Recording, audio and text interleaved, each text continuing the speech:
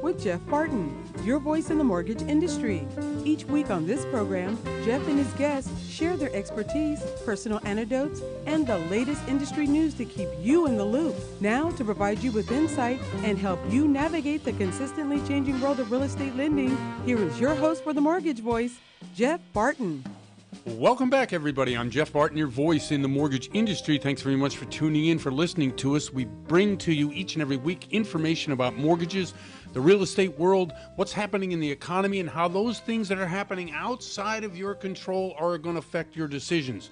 That's kind of what we talk about, certainly in a couple of sessions, couple of different sections that I am the only guy here on the show. And then for the rest of the show, we bring in some guests to talk about programs, what specifically is going on in a particular market, and also today we're lucky enough to have in some commercial people, because the commercial real estate sector and section of our economy is something that, you know, we don't really hear much about unless you're in the business. Certainly if you're renting office space, and one of the few that are left doing that, or you're in other kinds of commercial space, whether it be hotel or leisure or, you know, storage space, personal storage space, large warehouse space. All these things are commercial real estate. Now, in the non-QM sector, we talk a lot about DSCR, which is really a commercial loan. What does that mean? It means debt service loan, so that if you're buying a 1 to 4 unit building and the rents on that particular unit can cover the debt service, well, then you don't need to come in with anything, and you don't need to prove that you can pay, because the rents are going to pay. Other than that, the sector that we want to talk about mostly is office space, and why major cities around the U.S. are having very, very difficult time coming up with a way to be able to deal with those large office buildings that are continually and probably in the future going to be a lot less occupied than they are currently. So these are the kind of things we want to talk about today with Tyler when he comes on. Let's see. So if you want to see me on the screen, on the big screen or the little screen or whatever screen you're looking at, go to YouTube, Jeff Barton, the Mortgage Voice. I'm there, and I'm there through, I don't know, the last 8-9 years. We're talking hundreds of shows there, past shows that we have. I've yet to be doing, in the last 2 or 3 weeks, maybe a month, the short videos that we do on LinkedIn or YouTube or Facebook, Instagram, all these types of things. And one of the reasons I haven't is because we had such volatility in expectations, both from the buyer and seller, as well as the market conditions and how we've seen rates go up and down like a yo-yo. Terrible. But anyway, Jeff Barton, the Mortgage Voice. Go to YouTube, see that, and you can see, like I say, a history of things that I've been doing and what happens lately. Okay, so let's get to what the rates are, where they're going, and what they are, expected to do for the rest of the year.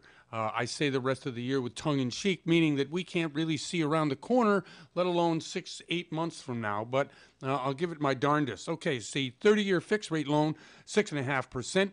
Last week, we were at 6%, so it's gone up half a point. Now, that may mean nothing to anybody who isn't in the mortgage purchase, meaning you're going to buy a house and you need to get a loan.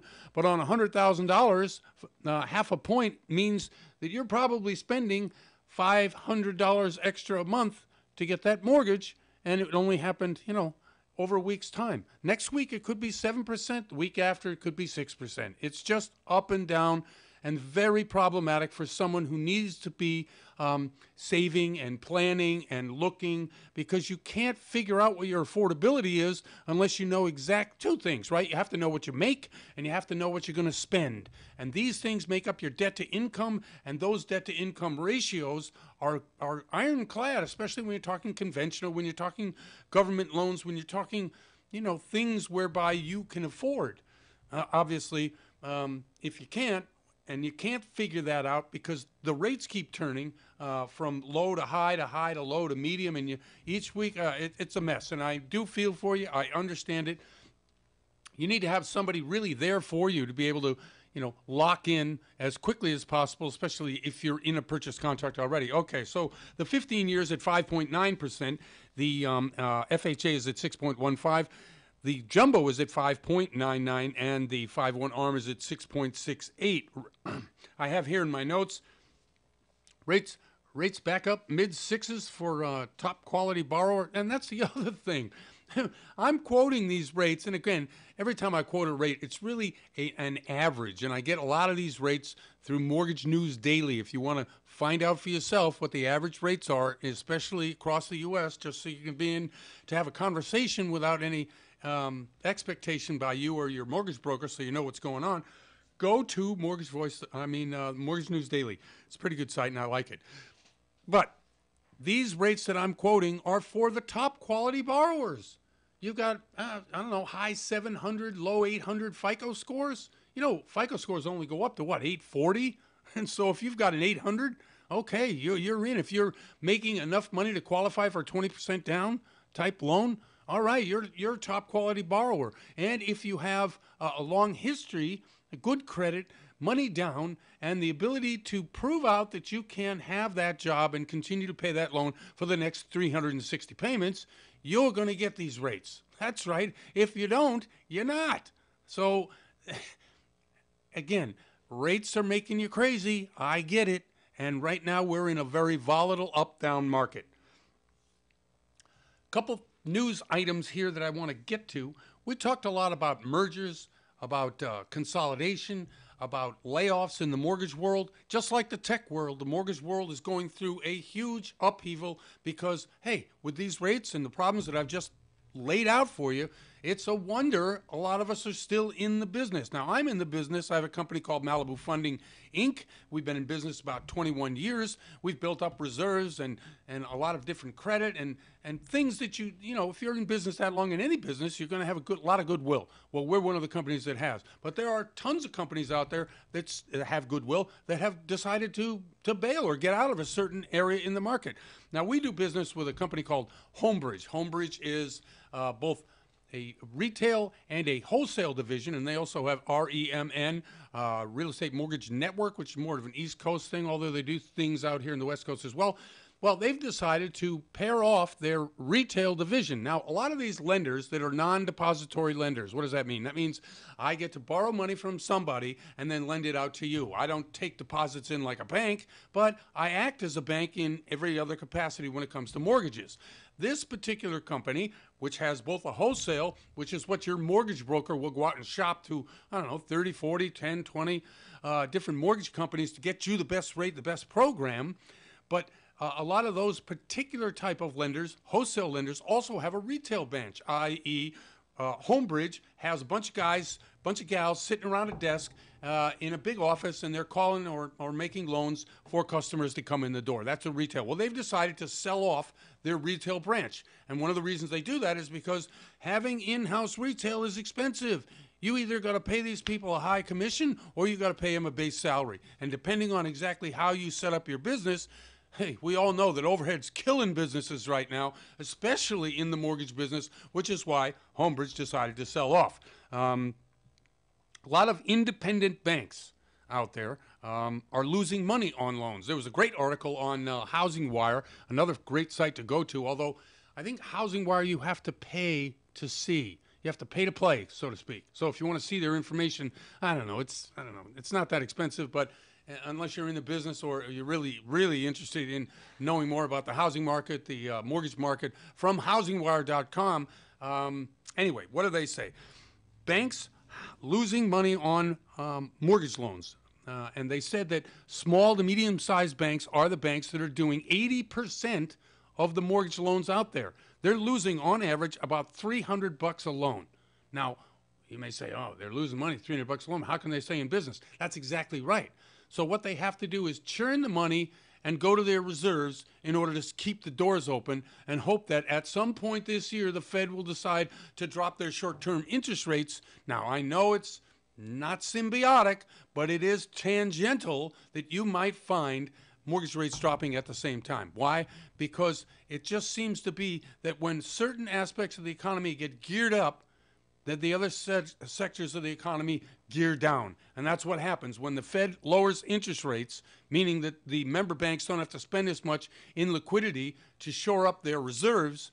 That means usually that they want to do more lending and they lower rates. That's kind of how it is. Anyway, I'm Jeff Barton. There's a lot going on, as I said. I'm with you all day, every day. No, I'm not here every day. I'm here once a week, Saturday and Sunday. KCAA, great people. Thanks very much. We'll be right back. You're listening to The Mortgage Voice with Jeff Barton. We'll be right back with more in just a moment. For more information on today's topic, email Jeff Barton at info@malibufunding.net. Now, back to The Mortgage Voice with your host, Jeff Barton. Welcome back, everybody. I'm Jeff Barton, your voice in the mortgage industry. Thanks very much for tuning in to the show each and every week.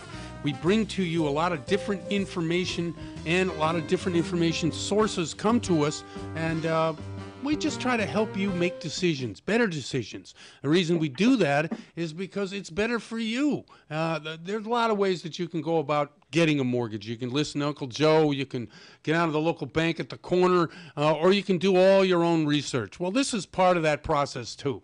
No pressure, no high sales, none of that, because the information that we provide you is something that, you know what, we spend a great deal of time going through it. And in the business 25, 30 years, I can tell you that in order to be able to make the best decisions, you have to have the best information. And in that, we bring to the show, first time on the show, Gilbert Sanchez from NP Inc. He's going to tell us a little bit about what they do there, some of the programs they offer. Gilbert, how are you?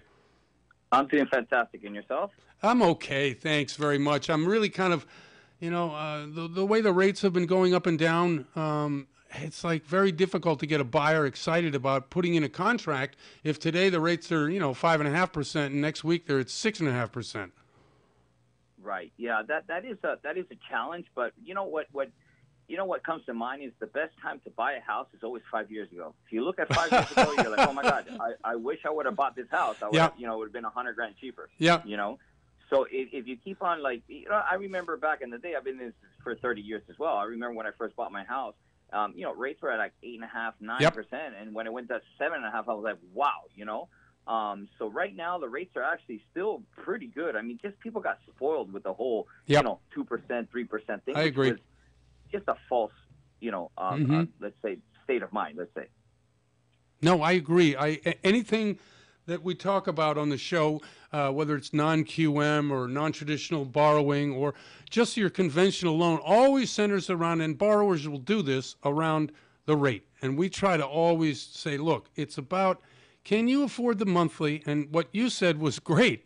5 years from now, you're going to wish you bought the house today because the equity you're going to build in it is going to be substantial. Exactly. And that happens year and year around.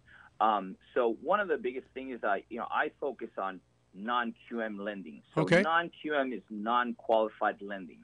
My rates are actually probably a little bit higher than what the norm is. Let's say normal is, conventional FHA and things like that. But a lot of people don't qualify that way. So that when the mortgage brokers that has because I'm a wholesale lender, when they have my product, so you need to verify income, or if there's something wrong, or 1 year wasn't good on taxes and you only need that 1 year tax return, we can do it on our programs, and at least you qualify and you lock in that sales price of that house. Everybody thinks it's going to be like a shortfall, this and that. I'm living in Miami, and I can tell you, South Florida, I don't think it's going to be going down at all. Miami is one of the cities in the U.S. where prices have really continued to climb. I think 13% last year. It was pretty amazing. Right. Way that Miami's real estate has really skyrocketed and continued to do so. Exactly. I think they're going to stabilize a little bit more, and just people are going to keep on moving to sunny Florida. Okay, tell me a little, Gilbert. I'm sorry to interrupt, but just tell me a little bit about some of the programs. Now we know about DSCR, we know about bank statements, we know about TIN loans. What do you specialize in, or maybe it's all of those things? Well, I specialize in all of them. Okay. Like I said, I've been in this for 30 years. But one thing about the DSCR, I see a lot of people out there on Instagram that it's just so funny because I reply to them all, and they're all saying, that the rent has to equal the payment. In reality, I have programs that the rent doesn't have to equal the payment. Right. So DSCR is debt service coverage ratio. All they do is divide the rent, the going rent, by the payment. And if it covers, that's the 1-to-1 ratio. Right. Like in our bank, we can go below that. We can go down to 0.75. And if it doesn't even get to that, we can actually do a no ratio, where you don't have a job on the application, you don't have income on there, and you don't even deal with the rental aspect of it. But I mean, obviously, it's going to be at 65% loan to value instead of 80. And then on the flip side, let's just say that does happen. I have other programs such as bank statement program. I have a 24-month bank statement, a 12-month bank statement, and a 2-month bank statement program.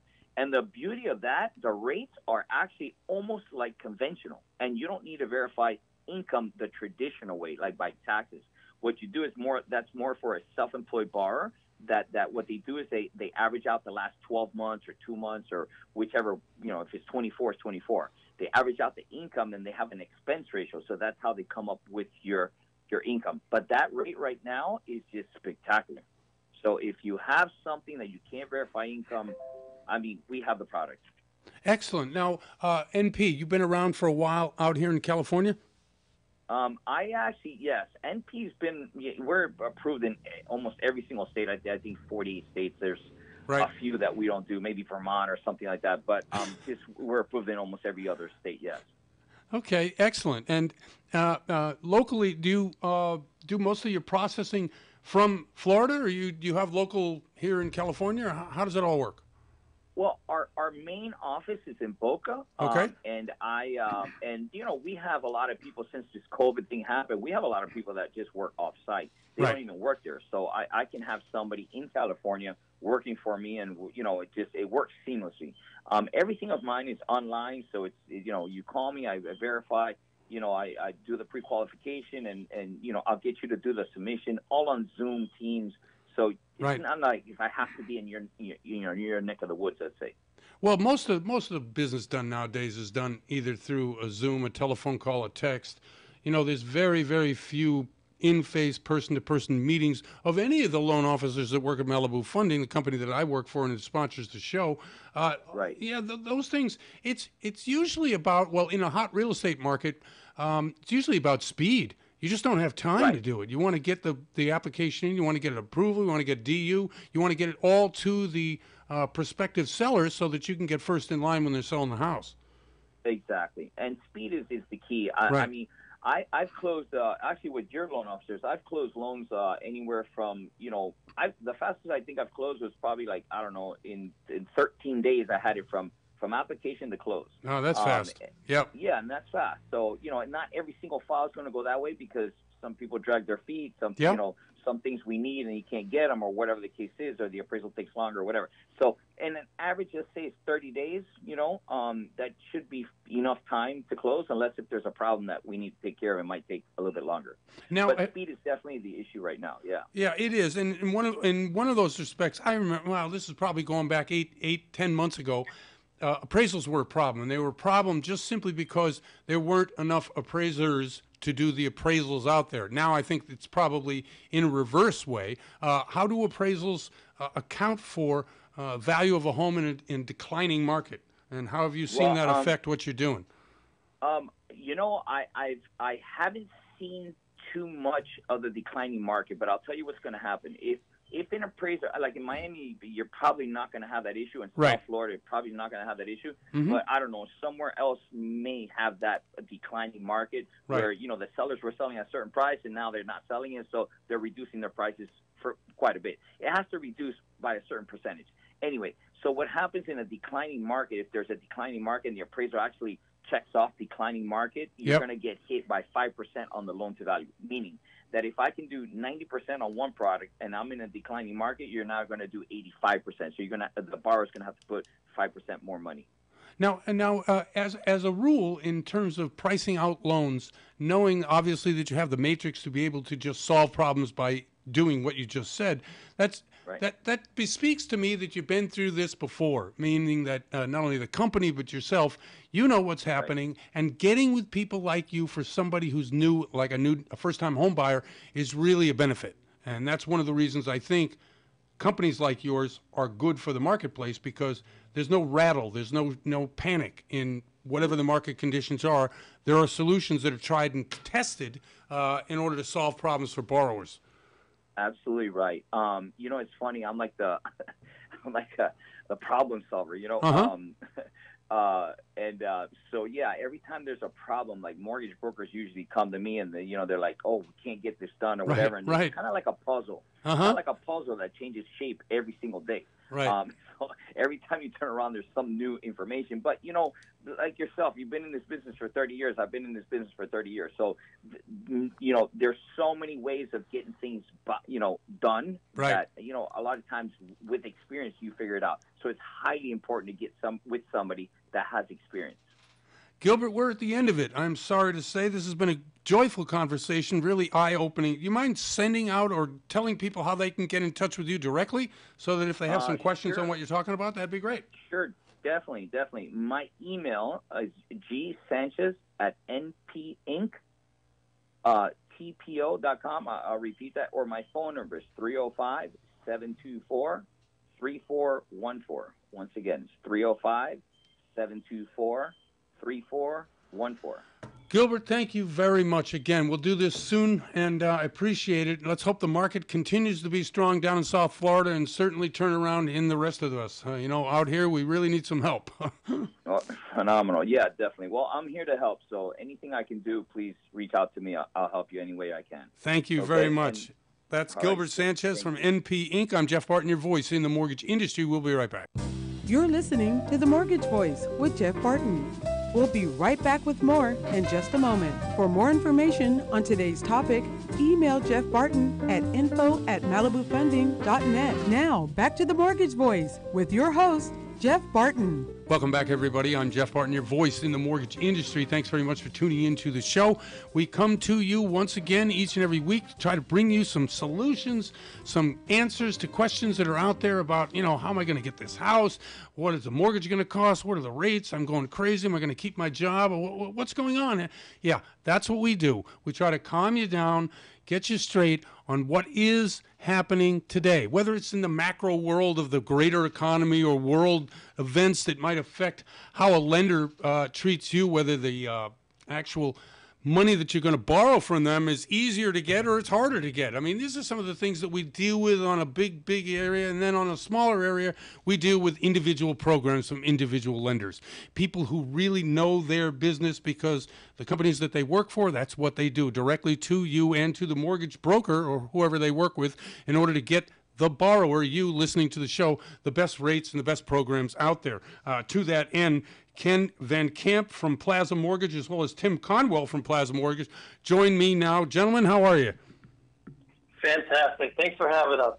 No, thank you. Jeff. Thank you, Ken. I appreciate it very much. Ken, just first off, you've been working at Plaza Mortgage for some time. Now, Plaza has been around a long time. I keep reading where newer and older lenders either dropping out of the business or like Homebridge I saw at the beginning of last month, they sold out in their retail. How are you all fixed over there for long-term success? We do take the long-term into consideration, and that's why we have a really broad product line, and we're actually hiring right now. So while other lenders are running away, we're beefing up. No, that's excellent. And I appreciate that because stability is what a borrower wants to know. They don't want to come to, some understanding, we lost our credit line, which is what used to happen back in 08 and 09. Sorry, we don't have any money today. You're going to just have to wait. It's nice to know stability is really at key over at Plaza. And I've been doing business with you guys for, 10 years plus probably. Yeah, we've been around since 2000, so we're 23 years in. Right. So we've seen the up and down. One of the good benefits is we're privately held, so we're not answering to another group of people, and we also only do wholesale, so we're only in the wholesale channel, which allows us to focus and actually gives us a lot of stability. That's an excellent way to look at it. Let's talk about programs a little bit, if you could, Tim. What's going on there in terms of your product line? You said you do all kinds of programs. Give us a couple examples of things that not only are working for borrowers, but might be able to be a solution for some of the people out here in the Inland Empire in Southern California. Absolutely. The two big things that we've really seen recently has been a big growth in renovation loans. Right. There's a lot of different renovation loans out there, whether it's VA, USDA, But, for as far as California goes, the Freddie Mac program that allows the ADUs even to build and add an ADU onto your property has been a really strong product for us. That and then the DSCR programs. A lot of people are looking to get into investment homes.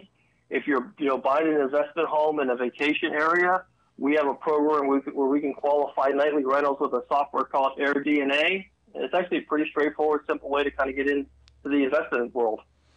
Interesting. So in terms of the pricing for both that product and the product you mentioned earlier, we see the rates like volatility and the rate volatility and the way that prices jump around. How are you fixed for, let's say, something like a DSCR loan, which is not a non-conventional loan anyway? It's more like a hybrid type loan versus what would be considered conventional type loans, 30-year fixed rate, 20% down type loan. Right. Okay. Great question. So on the conventional side of things, with the rates, they've settled a little bit. They've been kind of hovering in the mid fives. Right. Today 6.52 is the average conventional across the country. Right. But we've been kind of hovering in the upper fives, low sixes lately. On a regular conventional, when you're getting into the DSCR loan, like you said, it's a non-QM loan. It doesn't use as much to qualify. It's much higher risk. You're looking high eights, low nines, depending on the down payment on it.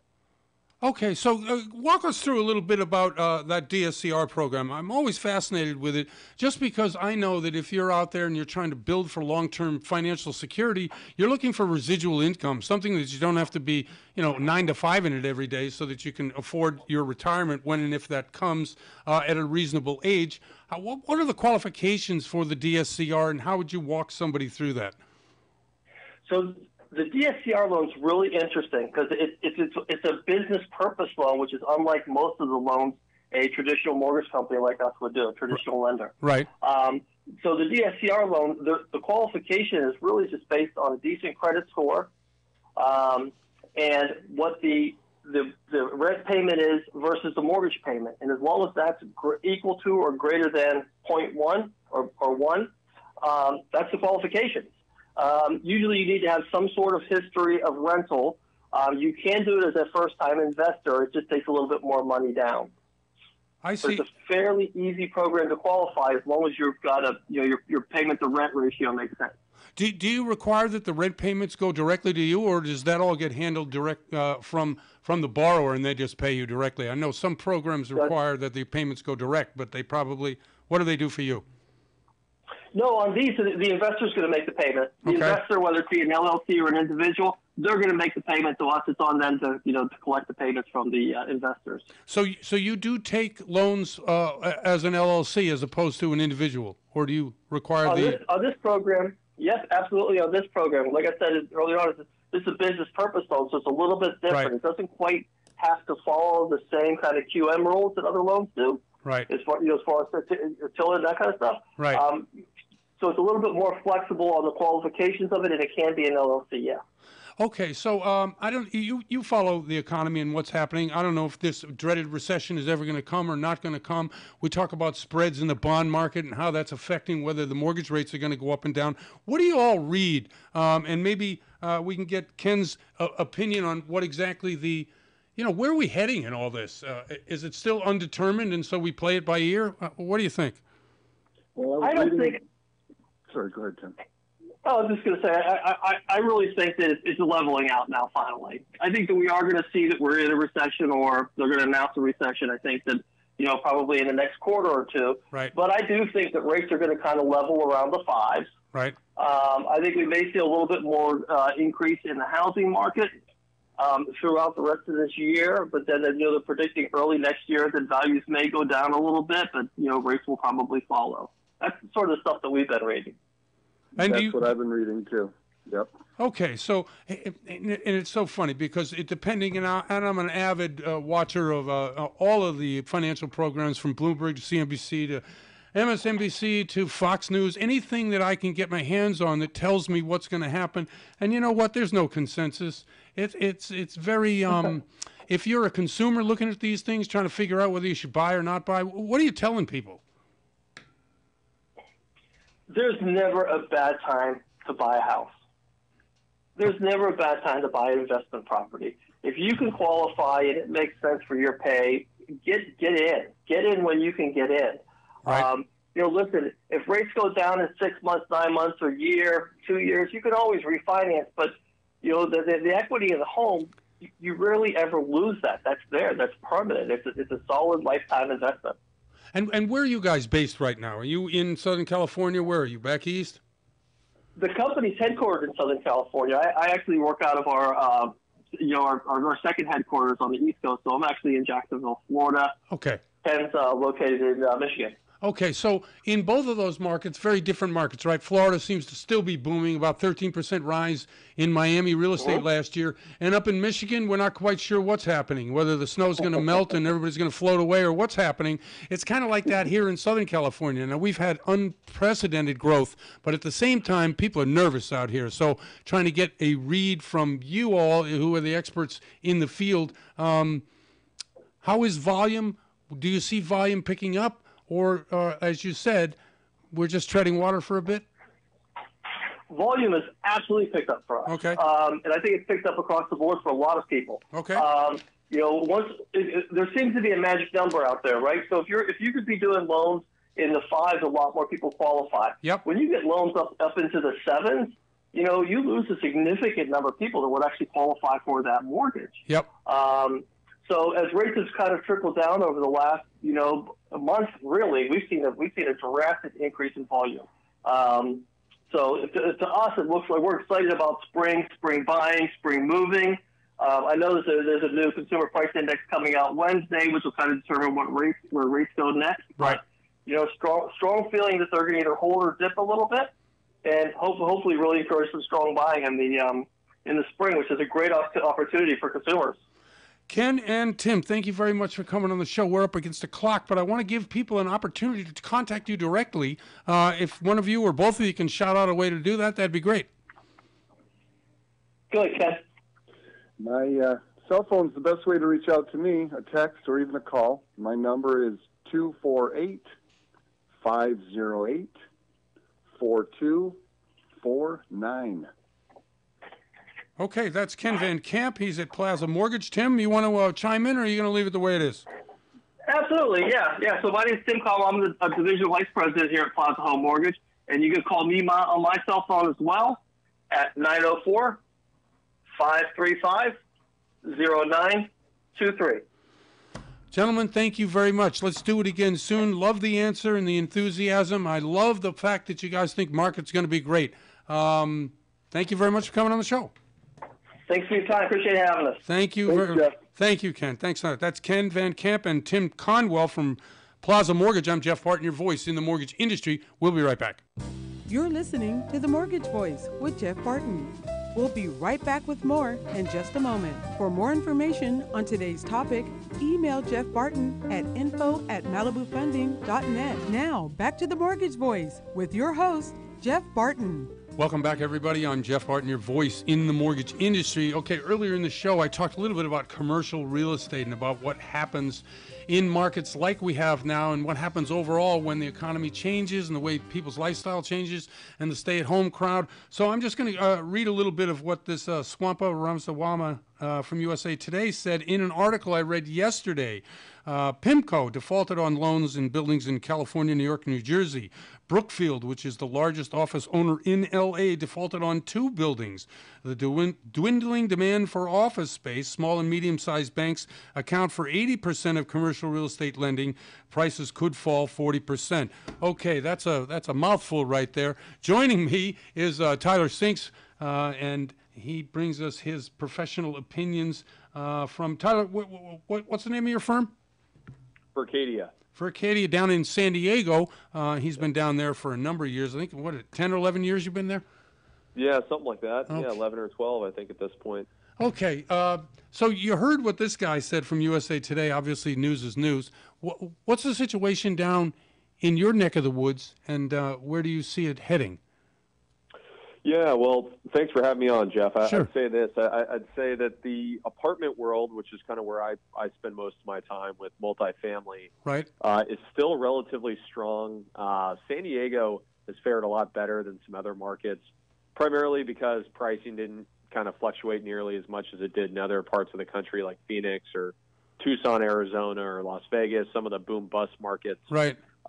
So, San Diego has kind of weathered the storm recently fairly well, although obviously we're not immune to the interest rate hikes by the Fed. So we are seeing pricing beginning to kind of turn over a little bit. I'd say kind of year over year, we might be down maybe 10 to 15%. Okay. Which is a bit of a change. I mean, obviously the last, decade plus, we've seen prices continuing to appreciate. So to actually have prices kind of go the opposite direction for the first time in a while is a little shocking. But relative to other markets, I'd say that, San Diego and Southern California, for that matter, are definitely faring far better than some other parts of the country. Okay, so as prices go up, what happens to the cap rate? And if prices go down, what happens to the cap rate? So as prices go up, cap rates go down. They're inversely related. Right. And basically, the cap rate is really more of a function of interest rates. Uh-huh. Interest rates were so low during the pandemic and post-pandemic, with the Fed keeping rates near zero, all the stimulus money, Treasury bond purchases monthly by the Fed, it really made financing costs extremely, extremely attractive and cheap. Not too dissimilar from what we saw in the single-family home market, where you could go out and get a mortgage for 2.5%. Right. The same was true for commercial and multifamily. So that bid up prices very quickly. It felt like every day prices were moving so quickly that a price yesterday looked like a good deal the next day. Right. So prices moved up very quickly, but just as soon as we got this, rampant inflation and the Fed began raising interest rates about a year ago, we've started to see the market kind of go the opposite direction as financing costs has gotten very expensive.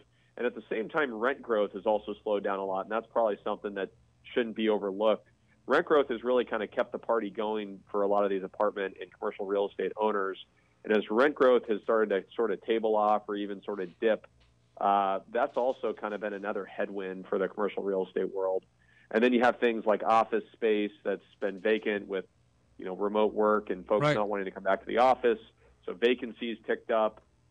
Some of the urban multifamily in like downtown LA or downtown San Francisco, downtown San Diego, et cetera, is sort of suffering now because those workers are no longer living and working in downtown. They're choosing to live in the suburbs or other parts of the country that are less costly. Now, in San Diego, do you find a lot of apartments in general in the downtown area? I didn't think there was that many. Maybe there is. Tell me. Yeah, so downtown San Diego has seen quite a bit of a renaissance in the last decade or so. Okay. There's a couple thousand apartment units currently under development in downtown San Diego. There's been a few that have come on recently in the last year or so as well. So there's been a pretty big resurgence, mostly on the supply side in downtown San Diego. So if you were to fly into the airport or drive to a ball game at Petco Park, you'd see 15 to 20 cranes in the air downtown. 90% of those projects are multifamily projects. I see. And these projects have probably been in the work for 10 years, right? I mean, just to get entitlements through and to begin construction probably takes you a good 4 or 5, 6, 7 years. Yep, exactly. And in the amount of apartments coming online or supposed to be coming online, does this really put a dent in what you need in terms of total housing units down there? Is San Diego one of those cities where you just can't keep up or catch up to what the needs are? Or is it just the opposite? You have more than you need? Yeah, I think that narrative is definitely maybe a little bit overblown in certain circumstances. I think there's definitely been a housing shortage for sure, given primarily by the fact that we haven't built enough homes since the GFC in 2008. Right. But at the same time, this year is a record amount of new supply coming online nationwide. I think it's a 40-year high. We're going to have more new units of housing coming online across the country than we have since, I believe, 1986. So this is going to be a massive year of new supply, not only for single-family homes, but multifamily units. And that, again, coincides with the higher interest rates and rent growth beginning to flatten out. On top of that, input costs like materials, labor, construction, all that's stayed relatively high and really hasn't corrected much.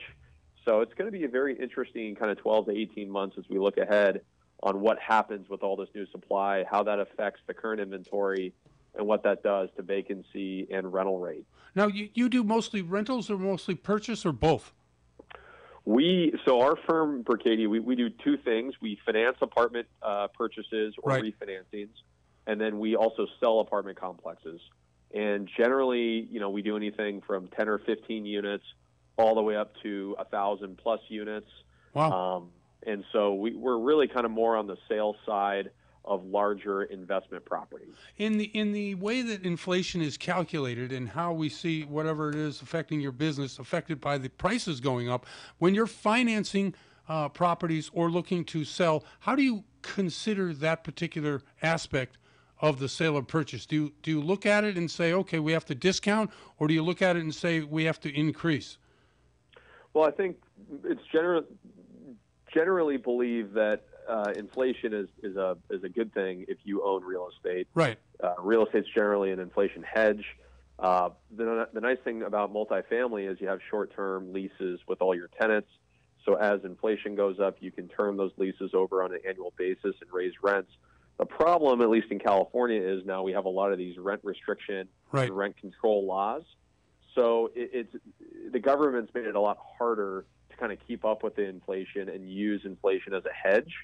But generally speaking, I think people will view inflation positively if you own real estate or multifamily units or commercial buildings or what have you. It's generally viewed as a hedge, so it's a better place to put your money than somewhere else where you're theoretically going backwards. So, who is the major owners of properties down there? Now, when you were talking about adding more units, you're really talking about rental units, right? For the most part. Yep. And a lot of the big developers are household names like Irvine Company, Donald Brenn's company. He owns thousands of units in San Diego. There's a few large local players as well. Institutions, REITs, Blackstone, groups like that.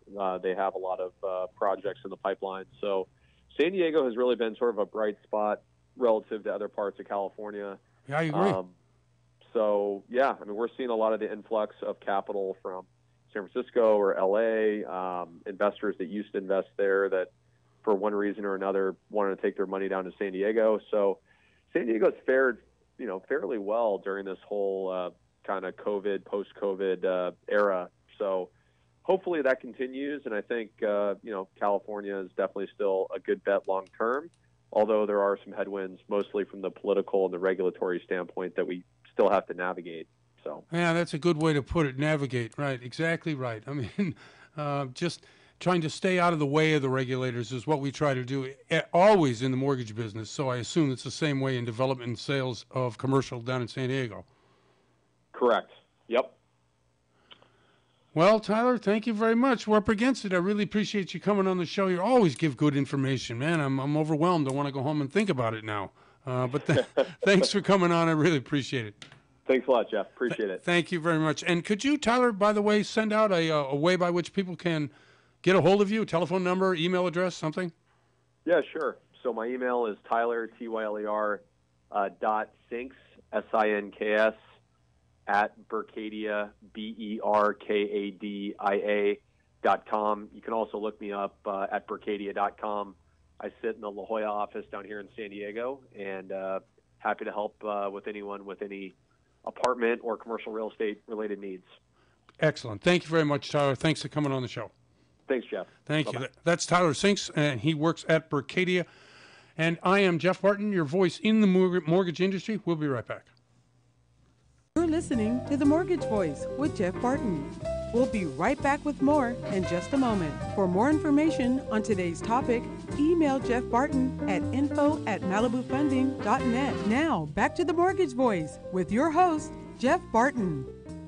Welcome back, everybody. I'm Jeff Barton, your voice in the mortgage industry. Thanks very much for tuning in to the show. If you want to see the show, obviously, go to YouTube. We also have a great website. It's themortgagevoice.com, and you can go there, see all the guests or a bunch of the guests that we have on, contact them directly here and see a little bit of what we've done in the recent past. Also, we have a number of podcasts, several of them, many of them, and I think, Darryl, you have a list of those for us? At least a couple of hundred, yeah. Apple Podcast, Spotify, Spreaker, Stitcher, iHeartMedia, Radio.com, YouTube, And podclips.io. Podclips.io, great place to go to centralize your podcasting. I know if you hear and see anybody, a lot of, we're on terrestrial radio, which means that we are broadcast. It's quite a bit different than podcast. Now, to anybody under a certain age, there's no difference. Podcast, broadcast, they don't know the difference. So I often get referred to as a podcast. Now, we have podcasting abilities, but primarily we are a radio show, driving around Saturday, Sunday morning, going to the hardware store, maybe coming back from church or wherever it is that you spend your Sunday mornings and Saturday mornings. Hey, you can turn on the radio, KCAA, Inland Empire, great bunch of stations, both AM and FM, that you can catch our signal and our show. And that sets us a little bit different, a little, like I say, in the old days, AM days, back in the 60s and 70s, driving around in your car listening to AM radio was awesome. And so returning that to your car rather than on the Sirius FM sort of way to go, or the Sirius satellite way to go, we're broadcast. So you can tune us in on your little transistor radio. By the way, do you have a transistor radio anymore? Absolutely. Okay, now I don't. I tried to buy one. Can't. It's all pawn shop. Yeah. That's a good one. The pawn shop. Pawn shop. Oh man. Okay. So if you're out there and you're listening to me now thinking, what the heck? You're right. What the heck? But I loved going to the beach, turning on AM radio and listening, yes, that's right, to a baseball game. I loved it. Vin Scully was the voice of summer. Oh, it was it was great. We don't have that kind of thing anymore. Everybody's got their own private, bank of music and whatever else they want to listen to, and they put on these very large headphones, and you can talk to them and they have no idea you're talking to you back. Anyway, let's get right back to the show. You want to say something, Daryl? No, I'm fine. I was thinking of poor Vin Scully. I know. Vinny, he was your friend. He was your friend. It was like somebody in your living room that you could just, invite over, and it was like you were having him over in your house, just talking to you about stuff that was exciting and fun, and kind of like listening to Jeff. Yeah. Well, he was much more skilled at it than I could ever hope to be. And let's just get to a little bit more of what's going on before the show closes out. Okay. Jobs report, 236,000 jobs created last month. Now, they say that jobs report is actually in line with what the average had been for the last 12 months, which is pretty good employment. It also portends that the Fed will continue to have the green light to raise short-term interest rates, meaning that their attack on inflation is not yet complete, and they will continue to do so. Now, we may be killing what they call the equities market, stock market, right? If you have either in your 401k or your company retirement or in your portfolio of stocks that you have either through an investment in something, or you have an actual stock person that does this for you, you're not a happy person. Why? Because the market is flat, or it's really down, or if you're in a particular sector, i.e. the real estate sector, REIT sector, or the tech sector, you're getting hammered. So you're trying to figure out a way by which this is a good news. But if your inflation bit, and by the way, anybody looking at gas, I just don't think it's inflation. What I think, and I've said it many times before, is that sometimes large corporations take advantage of things that really they shouldn't be doing, especially somebody who needs to get to work and they have to drive their car, and the gas is now back up to $5-6. I went to a place today, $6.15. I was like, how can this be possible? How is that pot? It just drives me absolutely insane. Okay, so the consumer price index looks like we're going to have 0.3% increase year over year at month over month, and at about 5.2% annually. That's down, but not down enough. Now, when we were up at 9%, this is going back 6-8 months ago, 9% inflation, and we were just freaking out that the inflation hadn't been this high in 41 years. Well, it's been cut in half.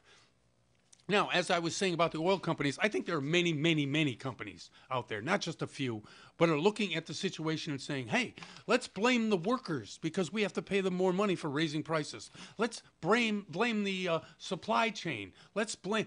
I just think there has to be more to business than just, and I'm not an on-Rhine aficionado here. I'm not the one that says, hey, altruism is not the way to go. No, I would say that as a business model, that is the only way that you can go, especially when we have so many people hurting out there. I mean, you may think you're doing okay, but look down the street, look around the corner. There are a lot of people who are hurting out there, and inflation as well as, other things rising in costs really hurts. So I'm one for a little bit more altruism, a little bit more less seeking profit than some others. Now, don't get me wrong, capitalism's great. I've been living my whole life on it, so that's not the issue. It's just, hey, come on, let's help somebody else out there. Okay, the SVB Bank and the Signature Bank failures fades into the minds of the public. This is what happens when we're on, I guess it started, maybe 5-10 years ago. We have crisis after crisis after crisis. And speaking of that, anybody see the latest of mass shootings out there? So I went in and looked at the 5 different people who were shot, and just, it's unbelievable. It's too much. It's unbelievable. I know there's an answer to it, and I wish people could figure that out. It's just horrible. But we seem to jump from crisis to crisis, either economic crisis, banking crisis, mass shootings, and it's just on to the next thing, on to the next big thing. We, have all these different things that happen and occur, and we can't seem to focus on any one of them to solve any of these problems. And there are major, major problems out there that need to be solving. One is housing affordability. 2 is houses in general. Where are they? How come we're not building any? Why is it that all of the builders out there have gotten such cold feet because they don't want to get caught like they caught in 2004, 5, and 6, building too many, and then all of a sudden they're hurting in 7, 8, and 9. I get that, but at the same time, if we're guaranteeing depositors from banks that really are SVP, for one, Silicon Valley Bank, which are really major players in the equity business that aren't general depositors, if we can guarantee their particular deposits, why can't we help out the housing builders or help out somebody in order to build more houses? Because the more houses, the prices will come down, and people who are working, and by the way, there's 62.2 million people working in the workforce. I'm sorry, 62.2% of the people working in the workforce, and between 25 and 54 ages, 82% are in the workforce. So we don't have a lazy country. We don't have a bunch of people sitting around trying to collect. No, those are all hype and hyperbole. Look to the people who are doing the basic work that keeps the country going, keeps you going, keeps me fed. All the people who are really doing that, yes, they deserve to have a way by which they can afford a house. I read an article yesterday, I forget where it was, maybe Yahoo, I don't know. A couple making $200,000 a year. And they were saying they were laughing because they can't afford anything in Southern California. Now, San Bernardino, Riverside counties, you know what I'm talking about. I mean, I'm looking at down payment assistance programs to help people making $180,000 a year. That doesn't make any sense. You should be able to save and be able to put a down payment down on a house making $180,000 to $200,000 a year. You just should be able to, but you can't.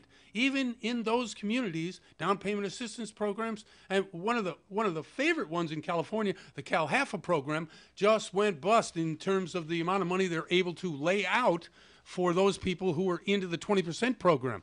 That's right. We had it last week. We had Tomas Trujillo on talking about the 20% down payment gift that they were giving you in the CalHFA program.